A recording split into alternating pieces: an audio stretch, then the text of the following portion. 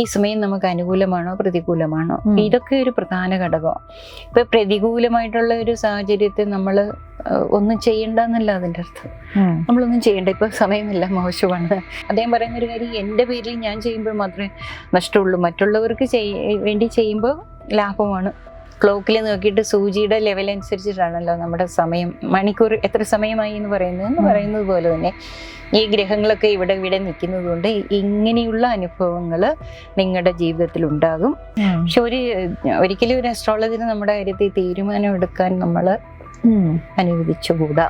നമസ്കാരം, ദി അൺഎക്സ്പ്ലെയിൻഡിന്റെ മറ്റൊരു എപ്പിസോഡിലേക്ക് എല്ലാവർക്കും സ്വാഗതം. ഇന്ന് എനിക്കാണ് ഒരു ചോദ്യം ഉള്ളത്. ഞാനൊരു ചോദ്യമായിട്ടാണ് ചേച്ചി ഇന്ന് വന്നിട്ടുള്ളത്. സാധാരണ ചേച്ചി നമുക്കൊരു കഥയൊക്കെ പറഞ്ഞു തന്നാണ് ആരംഭിക്കണേ. ഇന്ന് എനിക്കൊരു ചോദ്യമുണ്ട്. ഇത് ശരിക്കും നമ്മളിൽ പലർക്കും, ഈ കേൾക്കുന്ന പ്രേക്ഷകർക്ക് നിങ്ങളിൽ പലർക്കും എക്സ്പീരിയൻസ് ചെയ്തിട്ടുണ്ടാവാം. നമ്മളൊരു പ്രോജക്റ്റ് പ്ലാൻ ഉണ്ടാക്കുന്നു, നമ്മുടെ കയ്യിലുള്ള ഡേറ്റ വെച്ചും ഇൻഫർമേഷൻ വെച്ചും ഒക്കെ ആയിരിക്കും നമ്മൾ ആ പ്രോജക്റ്റ് പ്ലാൻ ഉണ്ടാക്കിയിട്ടുള്ള ഒരു ബിസിനസ് പ്ലാൻ. എന്നിട്ട് നമ്മൾ കൃത്യമായി നമ്മൾ ചെയ്യേണ്ടതെല്ലാം ചെയ്യുന്നു. അപ്പോൾ ലോജിക്കലി നമ്മൾ നോക്കുവാണെങ്കിൽ, നമ്മളുടെ കയ്യിലുള്ള ഡേറ്റ വെച്ചിട്ട് നമ്മൾ ഇന്റർപ്രറ്റ് ചെയ്യുവാണെങ്കിൽ this project should be successful. പക്ഷേ നമുക്കത് സക്സസ്ഫുൾ ആകുന്നില്ല എന്ന് മാത്രമല്ല, നമ്മൾ ഈ പ്രോജക്റ്റ് പൊളിഞ്ഞതിന് ശേഷം നമ്മൾ തിരിഞ്ഞു നോക്കുമ്പോഴത്തേക്ക് അയ്യോ ഈശ്വര, ഈ പ്രോജക്റ്റ് ഒരു പൊട്ട പ്രോജക്റ്റ് ആയിരുന്നല്ലോ എന്ന് നമുക്ക് തോന്നുകയും ചെയ്യും. ഇനിഷ്യലി നമ്മൾ തുടങ്ങുന്ന സമയത്ത് എവറിത്തിങ് ഇസ് സെറ്റ്. അങ്ങനെയുള്ള അനുഭവങ്ങൾ എനിക്കും ഉണ്ടായിട്ടുണ്ട്, പേഴ്സണലി ഉണ്ടായിട്ടുണ്ട്, എൻ്റെ പല ഫ്രണ്ട്സിനും ഉണ്ടായിട്ടുണ്ട്. അതെന്താണ് അങ്ങനെ വരണത്? കാരണം എങ്ങനെ വരണമെന്ന് ഇപ്പോൾ ലോജിക്കലി നമ്മൾ ആലോചിക്കുമ്പോൾ ഇനിഷ്യലി ലോജിക് എല്ലാം കറക്റ്റാണ്, പക്ഷെ തിരിഞ്ഞു നോക്കുമ്പം ആ ലോജിക് എല്ലാം അയ്യോ അതൊന്ന് പൊട്ട ലോജിക്കായിരുന്നു നമുക്ക് ചിലപ്പോൾ തോന്നും. അപ്പം അവിടെ എന്താണ് ഒരു ജ്യോതിഷ ശാസ്ത്രത്തിന്റെ ഒരു ആംഗിളിൽ നോക്കുമ്പോൾ അതിനെക്കുറിച്ച് എന്തെങ്കിലും ചേച്ചിക്ക് പറയാനുണ്ടാവുമോ? ആദ്യമായിട്ട് പറയാനുള്ളത്, നമ്മളുടെ ലോജിക്ക് എപ്പോഴും ശരിയായിരിക്കണം എന്നില്ല. അത് നമ്മൾ നോക്കുമ്പോഴാണ് നമുക്കത് ശരിയായിട്ട് തോന്നുന്നത്. നമ്മുടെ അതായത് സംഭവം അറിയോ, ഇപ്പൊ നോക്കുമ്പോൾ ശരിയാണെന്ന് തോന്നുന്ന ലോജിക്ക് ഒരു വർഷം കഴിഞ്ഞ് നോക്കുമ്പോൾ ആ ലോജിക്ക് എങ്ങനെ എനിക്ക് വന്നു എന്നുള്ളത് തോന്നും. അതുപോലെ നമ്മളിപ്പോ ഡെപ്തുള്ള എന്തെങ്കിലും പുസ്തകങ്ങൾ വായിക്കുകയാണെങ്കിൽ ഇപ്പൊ വായിക്കുമ്പോൾ നമുക്ക് മനസ്സിലാകുന്നതും ശരിയാണ്. നമ്മളുടെ ഒരു ഇന്റർപ്രിട്ടേഷൻ, അണ്ടർസ്റ്റാൻഡിങ് ലെവല് വ്യത്യാസപ്പെടും. എന്ന് പറഞ്ഞതുപോലെ നമ്മളുടെ ലോജിക്ക് എന്ന് പറയുന്നത് ഇപ്പൊ തീരുമാനമെടുക്കുമ്പോൾ ഇപ്പോഴുള്ള ലോജിക്കാണ്. ആ ലോജിക്ക് പൂർണ്ണമായിട്ടും ശരിയാവണമെന്നും ഇല്ല, അത് നമുക്ക് തോന്നുന്നത്. നമ്മളുടെ ലോജിക്ക് എല്ലാം ശരിയാണ്. പിന്നെ അസ്ട്രോളജിക്കലിയാണ് എന്നോട് ചോദ്യം ചോദിച്ചത്. അത് അല്ല ഞാൻ ചോദിക്കുന്നത്, പ്രായത്തിന്റെ അനുഭവത്തിന്റെയും കൊണ്ടാണോ അതോ അസ്ട്രോളജിക്കലായിട്ട് റീസൺ? അസ്ട്രോളജിക്കലി അതിന് റീസൺ ഉണ്ട്. ഇപ്പൊ നിങ്ങൾ ഒരു പ്രൊജക്റ്റ് ചെയ്തു, അതിൽ നിന്ന് നിങ്ങൾക്കൊരു ദുഃഖമുണ്ടാകാനാണ് സൂചനയെങ്കിൽ തീർച്ചയായിട്ടും നിങ്ങൾ ആ പ്രൊജക്റ്റ് ചെയ്താലല്ലേ ദുഃഖം ഉണ്ടാവുള്ളൂ. ഓക്കെ. അപ്പോൾ അതിന് നിങ്ങൾക്ക് സമയനഷ്ടമുണ്ട്, അധ്വാനമുണ്ട്, ധനനഷ്ടമുണ്ട്, ഏതെങ്കിലും രീതിയിൽ അതുകൊണ്ട് നമുക്ക് നഷ്ടങ്ങളുണ്ടാകും. അപ്പൊ ആ നഷ്ടങ്ങൾ ഉണ്ടാകാനുള്ള സൂചന ജാതകത്തിലുണ്ട്. ഓക്കെ. ജനിച്ച സമയത്തുള്ള ഗ്രഹങ്ങളുടെ പൊസിഷൻ അനുസരിച്ച് ഈ ഒരു പ്ലാനറ്ററി പീരീഡിൽ നമുക്ക് ഇങ്ങനെ ദുഃഖം ഉണ്ടാകണം, നഷ്ടം ഉണ്ടാകണം എന്നുള്ളത് ജാതകത്തിലുണ്ട്. അതുകൊണ്ടാണ് എനിക്ക് അപ്പൊ അങ്ങനെ തോന്നണേ ചെയ്യാൻ. തീർച്ചയായിട്ടും. പക്ഷെ എന്റെ ബുദ്ധിയെല്ലാം കറക്റ്റ് ആയിട്ട് പറയുവാണ് കറക്റ്റ് ആണെന്ന്. തീർച്ചയായിട്ടും ഏതെങ്കിലും ആളുകള് കറക്റ്റ് അല്ലാതെ ഒരു കാര്യം ചെയ്യാൻ ശ്രമിക്കുമോ, അവരുടെ ആംഗിളില്, അവരുടെ കാഴ്ചപ്പാടില്, അപ്പോഴത്തെ കാഴ്ചപ്പാടില് അവര് പെർഫെക്റ്റ് ആയിട്ടുള്ള കാര്യങ്ങളാണ് ചെയ്യുന്നത്. പക്ഷെ അത് പലപ്പോഴും അനുകൂലം അല്ലാതെ വരും. എനിക്കിതിലൊരു ചിലപ്പോ നമ്മളൊരു ജ്യോത്സ്യനെ കണ്ട് നല്ലതാണ്, നിങ്ങൾ തുടങ്ങിക്കോ എന്ന് പോലും പറഞ്ഞിട്ട് സക്സസ്ഫുൾ ആവാത്ത കേസസ് ഉണ്ട്. തീർച്ചയായിട്ടും അങ്ങനത്തെ അനവധി കാര്യങ്ങൾ ഞാനും കേട്ടിട്ടുണ്ട്. പക്ഷെ ഒരിക്കലും ഒരു അസ്ട്രോളജിന് നമ്മുടെ കാര്യത്തിൽ തീരുമാനം എടുക്കാൻ നമ്മൾ അനുവദിച്ചുകൂടാ. ഈ സമയത്ത് നമുക്ക് എന്താണ് സാധ്യത, ഈ ഒരു പീരീഡിൽ എന്താണ് നമുക്കുള്ള അനുഭവങ്ങൾ, നല്ലത് എന്താ മോശം എന്താന്ന് പറയാൻ പറ്റുമല്ലോ. തീർച്ചയായിട്ടും. ഈ സമയത്ത് നമുക്ക് നഷ്ടം ഉണ്ടാകാൻ സാധ്യതയുണ്ടോ, ലാഭമാണോ ഉണ്ടാകുന്നത്, ഈ സമയം നമുക്ക് അനുകൂലമാണോ പ്രതികൂലമാണോ, ഇതൊക്കെ ഒരു പ്രധാന ഘടകമാണ്. ഇപ്പൊ പ്രതികൂലമായിട്ടുള്ള ഒരു സാഹചര്യത്തെ നമ്മൾ ഒന്നും ചെയ്യണ്ടെന്നല്ല അതിൻ്റെ അർത്ഥം. നമ്മളൊന്നും ചെയ്യണ്ട, ഇപ്പൊ സമയമെല്ലാം മോശമാണ്. അങ്ങനെയുള്ള ചില ആളുകളുണ്ട്. ഒരിക്കലും എൻ്റെ ഒരു സുഹൃത്ത് എൻ്റെ വീട്ടിലേക്ക് വരാൻ വേണ്ടി എന്നോട് പറഞ്ഞു, ഞാൻ നാളെ അങ്ങോട്ട് വരുന്നുണ്ടെന്ന്. 10 മണിയായിട്ടും ആളിനെ കാണുന്നില്ല. അസ്ട്രോളജറാണ്. ഞാൻ അതെ. അപ്പൊ ഞാൻ ചോദിച്ചു എന്തേ വരാതെ? എങ്ങനെ വരാനോടൂ, ചന്ദ്രൻ അഷ്ടമത്തിൽ കൂടെ സഞ്ചരിക്കുന്ന സമയല്ലേ, എങ്ങനെ യാത്ര ചെയ്യും? മനസ്സിലായില്ലേ? അങ്ങനത്തുള്ള ചിന്തകൾ നമുക്ക് ഒട്ടും നല്ലതല്ല. നമ്മളിപ്പോ ചന്ദ്രൻ ഒരു രാശിയിൽ 2.25 ദിവസമേ ഉണ്ടാവുള്ളൂ. പ്രശ്നമാണെന്ന് തോന്നുന്നല്ലോ. അപ്പൊ അങ്ങനെ നമുക്ക് യാത്ര ചെയ്ത് കൂടാന്നൊക്കെ പറയുന്നതിനകത്ത് എന്ത് ലോജിക്കാ ഉള്ളത്? നമ്മൾ യാത്ര ചെയ്യുമ്പോൾ നമ്മള് ശ്രദ്ധിക്കുക. നമ്മൾക്ക് വിശ്വാസം ഉണ്ടെങ്കിൽ പ്രാർത്ഥിക്കാം, അല്ലെങ്കിൽ അവയർനെസ് കൂട്ടാ, അതൊക്കെ ചെയ്യാം. പക്ഷെ വളരെ മോശമുള്ള ചില സമയത്ത് ചില കാര്യങ്ങൾ ചെയ്തുകൂടാ, അത് വേറൊരു സൈഡ്. ഡേ ടു ഡേ ലൈഫിലെല്ലാം ഒരു ഇന്റൻസിറ്റി ഉണ്ടാവും അല്ലേ? തീർച്ചയായിട്ടും. ഡേ ടു ഡേ ലൈഫ് നമ്മൾ ഇതെല്ലാം ഇങ്ങനെ തന്നെ ചെയ്യാൻ പാടുള്ളൂ അങ്ങനെയൊന്നുമില്ല. ചില രാഹുകാലത്ത് ഇറങ്ങൂല അങ്ങനെയൊക്കെ ഉണ്ടല്ലോ, അതൊരു ആചാരം പോലെയുള്ളൂ. രാഹുകാലം ജ്യോതിഷപരമായിട്ടൊരു മോശം സമയമല്ല. അല്ല മുഹൂർത്ത ദോഷത്തെ പറ്റി രാഹുവിന് ദോഷം പറയുന്നില്ല. ശരി. അപ്പൊ പോവാല്ലേ രാഹു? തീർച്ചയായിട്ടും കുഴപ്പമൊന്നുമില്ല, നമ്മൾ പ്രാർത്ഥിച്ചിട്ട് ഇറങ്ങിയാൽ മതിയായിരിക്കും. തീർച്ചയായിട്ടും. നമ്മളുടെ ജ്യോതിഷത്തിന് മുഹൂർത്ത കാര്യം പറയുമ്പോൾ രാഹുവിനെ ഒരു ദോഷമുള്ള സമയമായിട്ട് രാഹു കാലത്തെ പറയുന്നില്ല. അപ്പൊ നമ്മുടെ വിശ്വാസം പോലെ ആയിരിക്കും കുറെയൊക്കെ അല്ലേ? അന്ന് തീർത്തു പറയാൻ പറ്റില്ല. വിശ്വാസമോ അവിശ്വാസമോ നമ്മളുടെ ശക്തമായ അനുഭവങ്ങളൊക്കെ നിശ്ചയിക്കപ്പെട്ടത് തന്നെയാണ്, അതിന് സംശയമൊന്നുമില്ല. പിന്നെ ഒരു യാത്ര പോവുക, അത് നമ്മൾക്ക് സൗകര്യപ്രദമായ ഒരു സമയവും ഒക്കെ തിരഞ്ഞെടുത്ത് നമ്മൾ പോകുന്നതുകൊണ്ട് കുഴപ്പമൊന്നുമില്ല. ദിവസമുള്ള യാത്രയിൽ അതേസമയം നമ്മളൊരു ബിസിനസ് തുടങ്ങാൻ പോകുന്നു, അല്ലെങ്കിൽ നമ്മളൊരു പ്രധാനപ്പെട്ട ജീവിതത്തിലെ വീട് പുതിയതായിട്ട് വീട്ടിലേക്ക് കയറി താമസിക്കാം, അത് പ്രധാനപ്പെട്ട സംഭവങ്ങൾ തീർച്ചയായിട്ടും ദോഷം കുറഞ്ഞ ഒരു പീരീഡ് നമ്മൾ തിരഞ്ഞെടുത്ത് തന്നെ ചെയ്യേണ്ടതാണ്. അന്ന് എനിക്ക് ഓർമ്മയുണ്ട്, ചേച്ചി ഒരു കഥ പറഞ്ഞില്ലേ, ചോറ് ഊണിന്റെ സമയം. അപ്പൊ അതേപോലെയാണ്. അല്ലാതെ ദിവസവും നമ്മൾ ചെയ്യുന്ന എല്ലാ കാര്യങ്ങൾക്കും സമയം നോക്കി ചെയ്യുക എന്ന് പറഞ്ഞാൽ പ്രായോഗികമല്ല. അപ്പൊ ഈ നമ്മുടെ ഈ ഇതിലേക്ക് വരാം. അങ്ങനെ എന്തെങ്കിലും അനുഭവം ചേച്ചിക്ക് ഉണ്ടായിട്ടുണ്ടോ? ഈ ഇതുപോലെ ബിസിനസ് സംരംഭം അല്ലെങ്കിൽ എന്തെങ്കിലും പ്രൊഫഷണൽ ആയിട്ടൊരു സാധനം ചെയ്തിട്ട് അല്ലെങ്കിൽ സക്സസ്ഫുൾ ആവുമെന്ന് വിചാരിച്ചിട്ട് അങ്ങനത്തെ ഇഷ്ടംപോലെ സംഭവങ്ങളുണ്ടല്ലോ ജീവിതത്തില്. ഇപ്പൊ നമ്മളൊരു കാര്യം ചെയ്യാൻ പോകുമ്പോ, ഇപ്പൊ വളരെ അടുത്ത് തന്നെ എനിക്ക് എന്റെ ഒരു അനുഭവത്തിൽ വന്ന ഒരു കാര്യം, ഒരാള് ട്രേഡ് ചെയ്ത് ഒരുപാട് നഷ്ടങ്ങൾ സംഭവിച്ചു. സ്റ്റോക്ക് മാർക്കറ്റ് ട്രേഡ് ചെയ്തൊരു കുട്ടിയാണ്, വലിയ പ്രായമൊന്നും ഇല്ലാത്തൊരു പയ്യൻ. അദ്ദേഹം ശരിക്കും ക്വാളിഫൈഡ് ആയിട്ടുള്ള ഒരാളാണ്, ജോലി ചെയ്ത് ജീവിക്കാവുന്ന ആളാണ്. പക്ഷെ ഓപ്പർച്യൂണിറ്റീസ് ഉണ്ട്, ധാരാളം ഉണ്ട്. അപ്പോഴേ ട്രേഡ് ചെയ്തു, പൈസ കിട്ടുന്നു. ഇപ്പോഴത്തെ ഞാൻ നേരത്തെ പറഞ്ഞ പ്രോജക്ട് പ്ലാൻ അനുസരിച്ച്, ഇപ്പോഴത്തെ ലോജിക് അനുസരിച്ച് ട്രേഡിംഗ് വളരെ ഗംഭീരമാണ്. പൈസ കിട്ടുന്നു, അദ്ദേഹം തനിയെ ചെയ്യുന്നു. പിന്നെ ആളുകളുടെ പൈസ റിസ്ക് കാര്യങ്ങൾ ചെയ്യുന്നു. അപ്പോൾ ആദ്യം പൈസ കിട്ടി, വീണ്ടും പൈസ കിട്ടി, പക്ഷെ വലിയ നഷ്ടങ്ങൾ ഉടനെ ഉണ്ടാകുന്നു. പിന്നീട് വീണ്ടും ആ വലിയ വലിയ നഷ്ടങ്ങൾ അവിടെ നിൽക്കത്തന്നെ വീണ്ടും പുള്ളി ട്രേഡ് ചെയ്യാൻ ശ്രമിക്കുന്നു. അദ്ദേഹം ചെയ്യുമ്പോൾ അദ്ദേഹം പറയുന്ന ഒരു കാര്യം, എന്റെ പേരിൽ ഞാൻ ചെയ്യുമ്പോൾ മാത്രമേ നഷ്ടമുള്ളൂ, മറ്റുള്ളവർക്ക് വേണ്ടി ചെയ്യുമ്പോൾ ലാഭമാണ് കിട്ടുന്നത്. പക്ഷെ ഞാൻ പറഞ്ഞ ആത്യന്തികമായിട്ട് ഈ ചെയ്തതെല്ലാം കൂടെ ഒന്ന് എടുത്ത് കൂട്ടി നോക്കിയാൽ നഷ്ടമാണ്. വളരെ ഒരു വൻതുക ബാധ്യതയിലാണ് ഇപ്പോൾ ഉള്ളത്. അതെന്താണ് സംഭവിക്കുന്നത് എന്ന് ചോദിച്ചാൽ, അദ്ദേഹത്തിന്റെ ആകെ മൊത്തം ജാതകത്തിൽ അദ്ദേഹത്തിന് ട്രേഡ് ചെയ്ത് ധനം കിട്ടുമോ ഇല്ലയോ എന്നുള്ളതാണ് നമ്മൾ നോക്കേണ്ടത്. ഈ ആൾക്ക് ഇങ്ങനെ അപ്രതീക്ഷിത ധനം കിട്ടാൻ യോഗമുണ്ട്? ഇല്ല. പക്ഷെ കിട്ടിന്നല്ലേ, പക്ഷെ പോയി. അതാണ് ഇതിനകത്തെ രസകരമായ കാര്യം. ഇയാൾക്ക് അപ്രതീക്ഷിതമായിട്ട് ധനം കിട്ടാനുള്ള യോഗം ഇല്ലാത്ത ഒരാളാണ്. നഷ്ടമുണ്ടാകുകയും വേണം. അത് ആസ് പെർ അപ്പോഴത്തെ സമയം അനുസരിച്ചും യോഗം അനുസരിച്ചും ഇത് സംഭവിക്കണം. അത് സംഭവിക്കണം എന്നുള്ളതിനേക്കാൾ കൂടുതലായിട്ട് ട്രേഡ് ചെയ്തിട്ട് തന്നെ ഇയാൾക്ക് അപ്രതീക്ഷിത നഷ്ടം വരണം. അപ്പൊ ഇയാൾ എന്ത് ചെയ്യും? സ്വാഭാവികമായിട്ടും ഇയാളെ അതിലേക്ക് പ്രേരിപ്പിക്കുന്ന ഒരു ഘടകം കൂടി ഇവിടെ ഉണ്ടാകണ്ടേ. അതുകൊണ്ടാണ് പിന്നെ ഈ ടെൻഡൻസി വരുന്നത്. ചെറിയ ലാഭങ്ങൾ കിട്ടുന്നത്. ചെറിയ ലാഭങ്ങൾ കിട്ടുന്നു, പെട്ടെന്ന് തന്നെ വലിയ നഷ്ടം ഉണ്ടാകുന്നു, വീണ്ടും ഇതിന്റെ ടെൻഡൻസി വരുന്നു. അങ്ങനെ അപ്പൊ അദ്ദേഹത്തിന്റെ യാത്രത്തിൽ എന്നാൽ കൃത്യമായി ജോലി ചെയ്ത് ധനം ഉണ്ടാകാനുള്ള യോഗമുള്ള ആളാണ്. സാധ്യതകൾ വരുമ്പോഴും അദ്ദേഹത്തിന് സംശയമാണ്, ജോലിക്ക് പോകണോ ട്രേഡ് ചെയ്യണോ. പക്ഷെ ഈ ട്രേഡ് ചെയ്യുന്നതും ഒരു തരം എഫേർട്ട് ഉള്ള ജോലി തന്നെയാണല്ലോ. തീർച്ചയായിട്ടും. അല്ല ജോലിയല്ല എന്ന് പറയാൻ പറ്റില്ലല്ലോ, ജോലിയാണ് തീർച്ചയായിട്ടും. ജോലി ചെയ്യുന്നതിനേക്കാൾ കൂടുതൽ ശ്രദ്ധ വേണ്ട കാര്യം തന്നെയാണ്. അപ്പൊ സ്ഥിര വരുമാനം, ഓക്കെ, അതാണ് അതിനകത്തെ കാര്യം. അപ്പൊ അങ്ങനെ ഒരാൾക്ക് ബിസിനസ് ചെയ്യാൻ പറ്റുമോ? തീർച്ചയായിട്ടും പറ്റില്ല. അതായത് ഒരു എംപ്ലോയി ആയിട്ടിരുന്ന് സാലറി ആയിട്ട് തന്നെ കിട്ടണം എന്നാണ്. അപ്പൊ അങ്ങനെ ഒരു യോഗമാണ് ജാതകത്തിലുള്ളതെങ്കിൽ അയാളുടെ എത്ര എഫേർട്ട് എടുത്താലും അയാൾക്ക് ബിസിനസ് സക്സസ്ഫുൾ ആവില്ല. ഇതുവരെ അങ്ങനെ കണ്ടിട്ടില്ല. ബിസിനസ് കൊണ്ട് സക്സസ് ആവാത്ത പൂർണ്ണമായിട്ടുള്ള ജാതകമാണെങ്കിൽ ബിസിനസ് സക്സസ് ആവാറില്ല, അങ്ങനെ കണ്ടിട്ടേ ഇല്ല. ഒരിക്കലും ഞാൻ ഒരാള് ജോലി റിസൈൻ ചെയ്തു, എൻഡ് ഓഫ് സർവീസ് ബെനിഫിറ്റ് കിട്ടി, ബിസിനസ് ചെയ്യാൻ പോവുകയാണെന്ന് പറഞ്ഞു. ഞാൻ പറഞ്ഞു ഒരിക്കലും പാടില്ല, ഇനി അങ്ങനെ ഉണ്ടെങ്കിൽ നിങ്ങൾ ഒരു 2 വർഷം കഴിഞ്ഞിട്ട് നോക്കൂ, ഇപ്പോഴെന്തായാലും അത് ശരിയായ ഒരു തീരുമാനമല്ല. അപ്പൊ എന്റെ ഒരു സുഹൃത്തിന്റെ വീട്ടിൽ വെച്ച്, അദ്ദേഹത്തിന്റെ സുഹൃത്താണ്, ഇങ്ങനെയാണ് കണ്ടത്. അപ്പൊ ഞാൻ പറഞ്ഞു അത് ശരിയാവില്ല, ഇപ്പൊ തീരെ സമയം മോശമാണ്, ബിസിനസ്സും ഈ ഒരു പീരീഡ് ഉത്തമമല്ല. അദ്ദേഹം ഇല്ല ഞാനത് ചെയ്യാൻ പോകണമെന്ന് പറഞ്ഞു, ബിസിനസ് ചെയ്തു. 2 വർഷം കൊണ്ട് തന്നെ കിട്ടിയ അത്രയും പൈസ നഷ്ടമായി.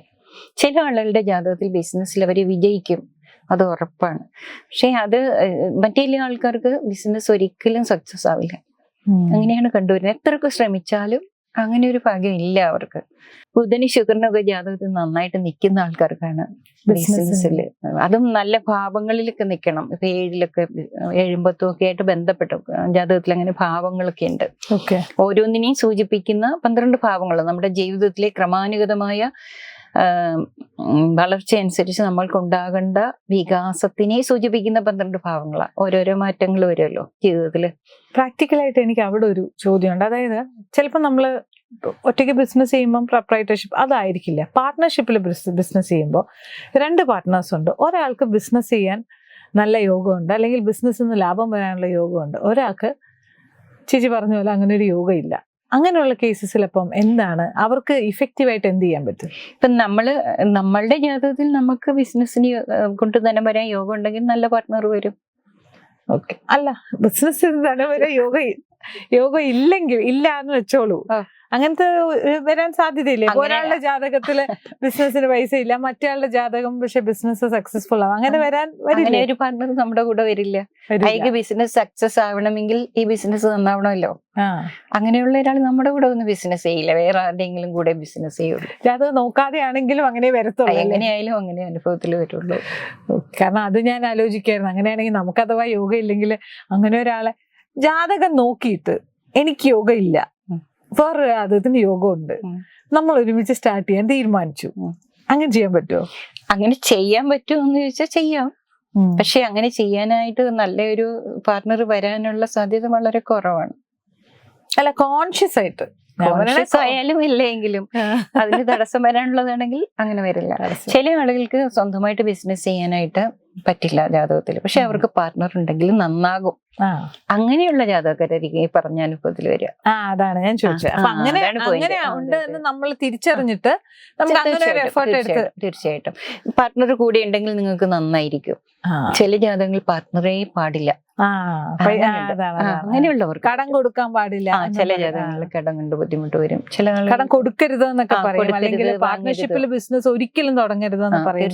തീർച്ചയായിട്ടും അത് നമ്മൾക്ക് ചില ആൾക്കാർക്ക് സഹായികൾ ഉണ്ടാകും ജീവിതത്തില്, ആവശ്യം ഉള്ള സമയത്ത് സഹായികള് നമ്മുടെ മുന്നിലേക്ക് വരും.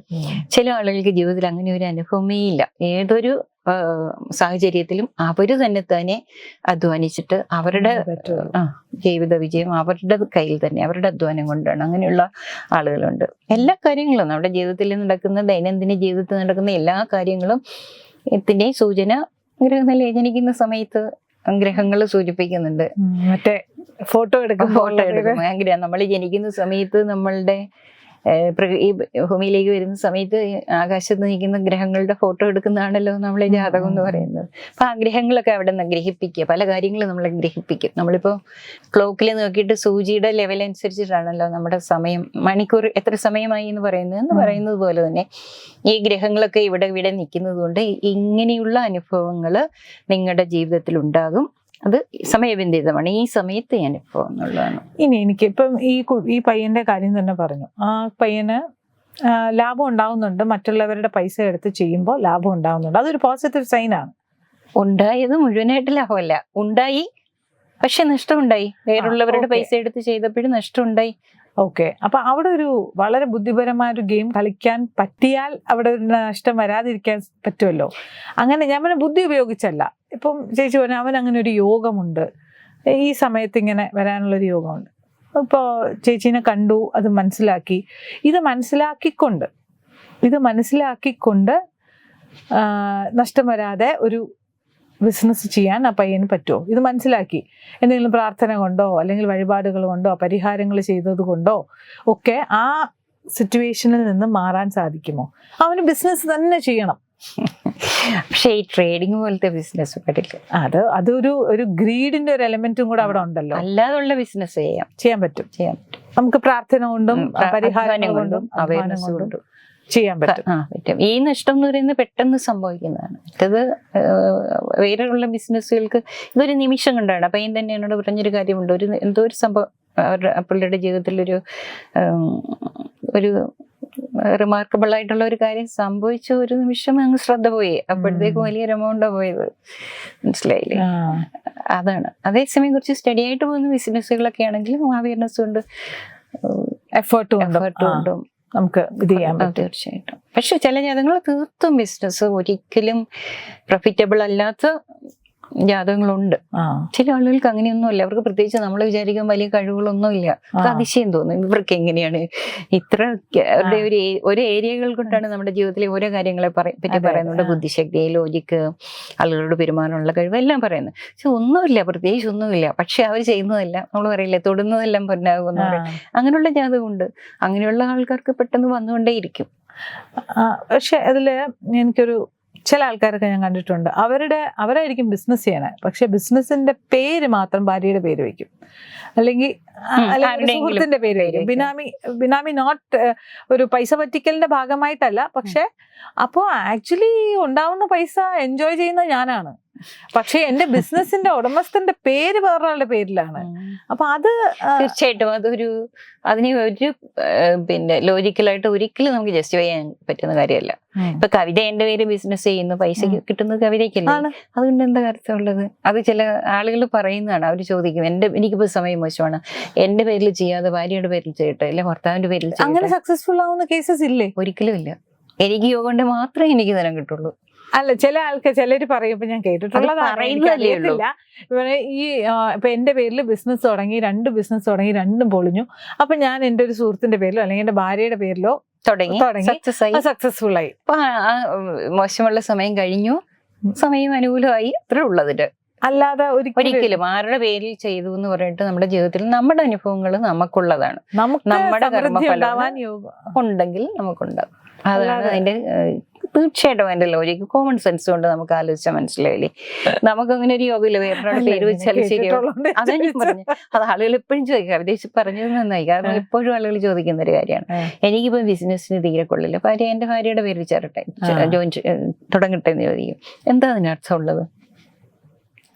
ധനം കിട്ടേണ്ടത് ആർക്കാണ്? അവർക്കല്ലേ കിട്ടേണ്ടത്, അല്ലെങ്കിൽ അവർക്കല്ലേ അനുഭവങ്ങൾ ഉണ്ടാകുന്നത്. അതിലെന്തിരിക്കുന്നു? അപ്പൊ ഞാൻ ചോദിക്കണേ, ഇപ്പൊ എനിക്ക് നല്ലൊരു സ്റ്റാഫിനെ കിട്ടി, ആ സ്റ്റാഫിന്റെ ജാതകം അനുസരിച്ച് സ്റ്റാഫ് വർക്ക് ചെയ്യുന്ന ആൾക്ക് ഭാഗ്യം കിട്ടാൻ യോഗമുണ്ട്, പക്ഷെ എന്റെ ജാതകം അനുസരിച്ച് യോഗം ഇല്ലെങ്കിൽ എന്ത് സംഭവിക്കും? തീർച്ചയായിട്ടും നിങ്ങൾക്ക് യോഗം ഉണ്ടെങ്കിൽ മാത്രമേ നിങ്ങൾക്ക് ആ സ്റ്റാഫ് കിട്ടുള്ളൂ. അത് 100% ശരിയാണ്. അതിന് വ്യത്യാസമൊന്നുമില്ല. അപ്പൊ ശരിക്കും എനിക്ക് യോഗം ഉണ്ടെങ്കിൽ മാത്രമേ എനിക്കൊരു പോസിറ്റീവ് എക്സ്പീരിയൻസ് ഉണ്ടാവുള്ളൂ. അല്ലാണ്ട് എന്റെ ചുറ്റുമുള്ള ഒരാൾക്ക് യോഗം ഉള്ളത് കൊണ്ട് എനിക്ക് പോസിറ്റീവ് എക്സ്പീരിയൻസ് ഉണ്ടാവില്ലേ? നമുക്ക് അതൊരു പ്രസക്തമായ ചോദ്യമാണ്. എനിക്ക് ദോഷമുണ്ട്, സമയം അനുകൂലമല്ല, പക്ഷെ എന്റെ ചുറ്റുമുള്ളവർക്ക് വളരെ നല്ല സമയമായതുകൊണ്ട് എനിക്ക് പോസിറ്റീവായ അനുഭവം ഉണ്ടാകില്ല എന്നുള്ളതാണല്ലോ ചോദ്യം.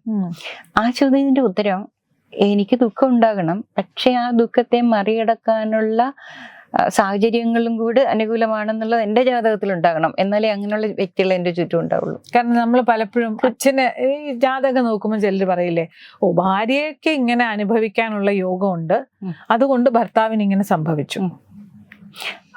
അത് ഭർത്താവിന്റെ സ്ഥാനത്തിന് ഇങ്ങനെ ഒരു അനുഭവം ഉണ്ടാവാൻ ഭാര്യയുടെ ജാതകവശാൽ യോഗമുണ്ട്, അതുകൊണ്ടാണ് സംഭവിച്ചത്. അല്ലെങ്കിൽ അത് വേറെ ഉണ്ട്. ഭർത്താവിന് ഭാര്യ ഇപ്പൊ ഉണ്ടല്ലോ, ആ ഭാവം 7-ാം ഭാവം 8-ാം, അപ്പൊ ഈ ഭാവത്തിൽ ഇങ്ങനെ ഇരിക്കുന്നത് കൊണ്ടാണ് നിങ്ങൾക്ക് അനുഭവം, അങ്ങനെ പറയില്ല. അതപ്പോ എന്റെ ഇതുകൊണ്ടല്ലല്ലോ ഞാൻ അല്ലെങ്കിൽ എന്റെ കൂടെ ഉള്ള ഒരാളുടെ ഇതുകൊണ്ടല്ലേ അനുഭവിക്കണേ. കവിത, അങ്ങനെ ഒരു നമ്മൾക്കൊരു ദുഃഖം ഉണ്ടാകാനുള്ള ഒരു സൂചന നമ്മുടെ ജാതകത്തിലുണ്ട്. ഉണ്ടാകും, എല്ലാവർക്കും ഉണ്ട്. മനുഷ്യനാണ്, ഉണ്ട്. ദുഃഖ സമ്മിശ്രമാണ് ജീവിതം. അപ്പൊ നമ്മൾക്ക് ഈ ഒരു സാഹചര്യം കൊണ്ട് നമ്മളുടെ ഈ വ്യക്തികളെ കൊണ്ട് നമ്മളുടെ അനുഭവത്തിനൊരു ആശ്വാസം ഉണ്ടാകണമെങ്കിൽ അതും നമ്മുടെ ജാതകത്തില് സൂചിപ്പിക്കപ്പെടുന്നു. ഈവൻ നമ്മളൊന്ന് പ്രാർത്ഥിക്കണമെങ്കിൽ, അല്ലെങ്കിൽ നമ്മൾക്ക് ഈശ്വര ചിന്ത വരണമെങ്കിൽ, ഈശ്വര ചിന്തയോ തത്വചിന്തയോ എന്ത് ചിന്തയുമാകട്ടെ, അത് വരണം എന്നുണ്ടെങ്കിൽ നമ്മുടെ ജാതകത്തിൽ സൂചിപ്പിക്കപ്പെട്ടിട്ടുണ്ട്. അപ്പൊ തീർച്ചയായിട്ടും സംഭവിക്കാറുണ്ട്. ഭർത്താവിന്റെ സമയം മോശമുണ്ട്, ഭാര്യയുടെ സമയം നല്ലതായതുകൊണ്ട് ബിസിനസ് പിടിച്ചു നിന്ന് പോകുന്നു നമ്മൾ പറയും. അപ്പൊ അങ്ങനെയുള്ള ഒരു ഭാര്യയോട് ഉണ്ടാകണമെന്നുള്ളൊരു യോഗം ഉണ്ട് അവിടെ.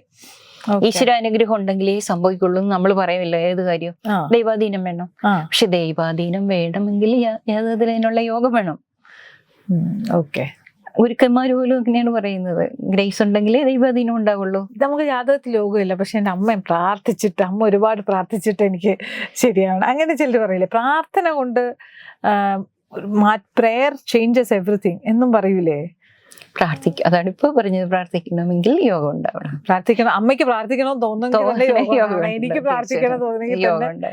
തീർച്ചയായിട്ടും പ്രാർത്ഥനകൾ കൊണ്ട് നമ്മൾക്കുണ്ടാകുന്ന അനുഭവങ്ങളുടെ ഇന്റൻസിറ്റി കുറയ്ക്കാൻ പറ്റും. അതുപോലെ നമുക്ക് എന്തെങ്കിലും ദുഃഖമുള്ള സാഹചര്യങ്ങൾ ആണെങ്കിൽ അതിനെ നമുക്ക് ഫേസ് ചെയ്യാനുള്ള